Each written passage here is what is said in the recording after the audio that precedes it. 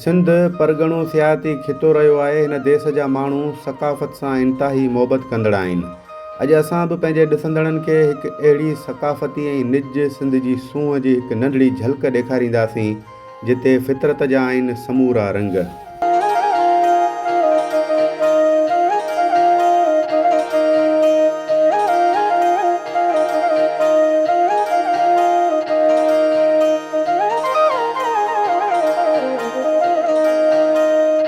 हैदराबाद खां 60 किलोमीटर परे ऐं ठठो ज़िलो उन ठठो खां 35 किलोमीटर हैदराबाद तरफ़ ईंदड़ झिरक रोड ते तारीख़ी शहर सूंढा जे भर में यासिर होटल जितां गुज़र थिए थो हिकु लिंक रोड जेको सिधो वञे थो पोणा 4 किलोमीटर अॻिते हली उमर गंदरो जे फार्म हाउस ते, जिते आहे हिकु कींझर सां मिलंदड़ सुनहरी ढंढ जिते ख़ूबसूरतीअ जा समूरा रंग समायल आहिनि।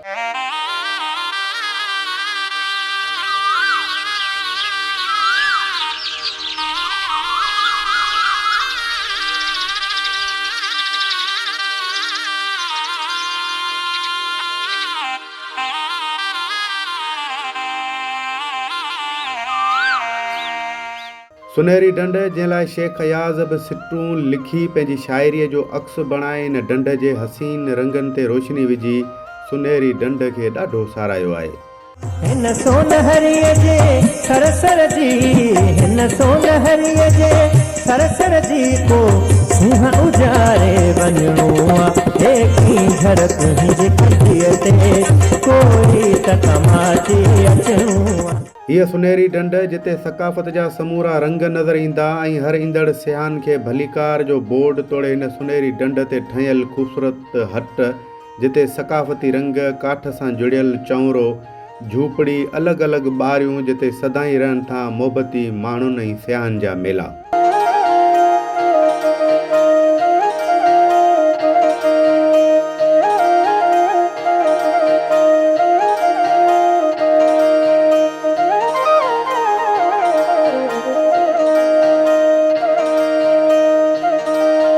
सुनहरी ढंढ इन ॻोठ जे रवासी जेको पंहिंजी हिकु अलॻि निराली ऐं महिमान नवाज़ तबियत रखंदड़ ॾाहे किरदार उमर गंदरो जी महिनत जो नतीजो आहे। हिकिड़ी सिंध जी तारीख़ी ढंढ आहे जेको सिंध जो ख़ूबसूरत सियाहती मर्कज़ आहे ऐं पाण कींझर जे साइड में ई सुनहरी ढंढ आहे जेकी कींझर ऐं सुनहरी पाण में हिते अची मिलनि थियूं। सो पाण हिन वक़्तु सुनहरी ढंढ ते मौजूदु आहियूं। ज़बरदस्त माहौल आहे गंदरा फार्म हाउस ते ऐं मां सम्झां थो त हिते सियाहन खे अची हिकिड़े पुरसकून माहौल में वेही पंहिंजो टाइम गुज़ारण जो जेको मौक़ो मिले थो उन मां लुत्फ़अंदोज़ थियनि था। ऐं असां जॾहिं बि हिते आया आहियूं सुनहरी ढंढ ते असां हिते यादगार कचहरियूं ऐं सुठियूं यादूं खणी विया आहियूं।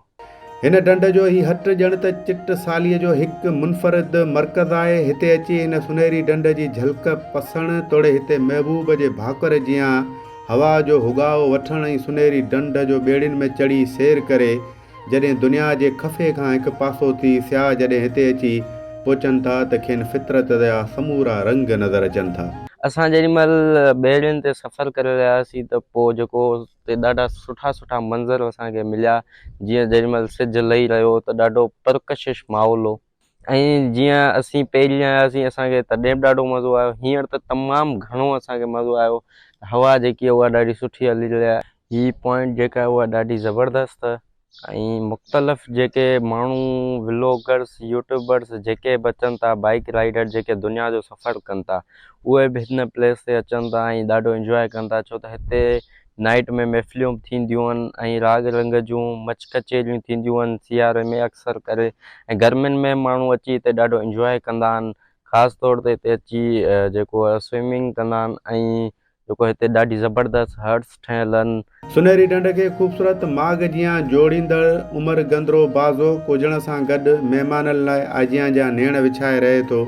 संदसि सां थियल गुफ़्तगूअ में ख़्याल बि हीअ अथसि। मुंहिंजो नालो साईं उमर गंदरो आहे ऐं हिते जो रहाको आहियां सुनहरी ढंढ जो जेको ॻोठु रईस हाजी उमर गंदरो लॻ सोंडा ज़िलो ऐं तहलको ठठो। ठीकु आहे न।